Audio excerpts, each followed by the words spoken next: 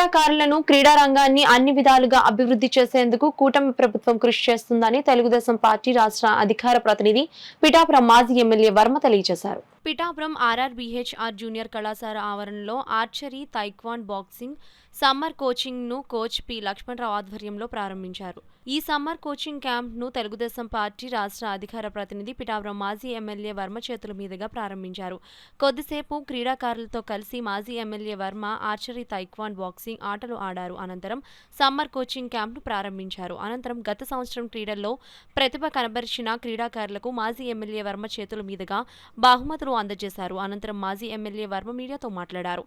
ఈ కార్యాలయంలో పద్మనాభం, రాముడి శ్రీను, నల్లా సీను, పిల్లి చిన్న, పోలుపర్తి వేణు, పిఎస్ఎన్ మూర్తి, కొల్లా బంగారుబాబు, గుత్తుల రామకృష్ణ, సోము గోవిందరాజు చిన్నబాబాయి, శివప్రసాద్, వంశీ సతీష్, డాక్టర్ దాసు తదితరులు పాల్గొన్నారు.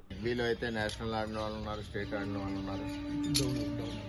అలాగే అన్ని రకాల క్రీడా రంగంలోని నైపుణ్యంతో పిల్లలందరూ కూడా ట్రైనింగ్ అవుతా ఉన్నారు. ఇవన్నీ దృష్టిలో పెట్టుకుని గౌరవ ముఖ్యమంత్రి చంద్రబాబు నాయుడు గారు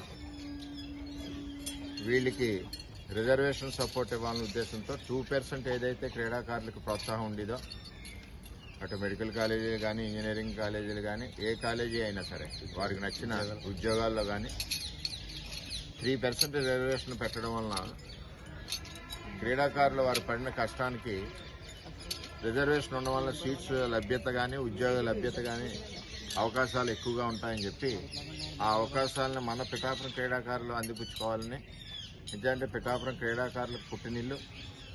అలాగే స్పోర్ట్స్ కాంప్లెక్స్ కూడా నేను 2,70,00,000 పెట్టి నిర్మాణం చేశాం. ఇంకా కొద్దిగా ఫినిషింగ్ వర్క్ అవ్వాలి, గత ప్రభుత్వంలో అవ్వలేదు, అది పూర్తి చేస్తాం. ఏదేమైనా క్రీడాకారుల కోసం ఎప్పుడు కూడా మేమంతా ప్రోత్సాహంగా ఉంటామని చెప్పి తెలియజేస్తాం.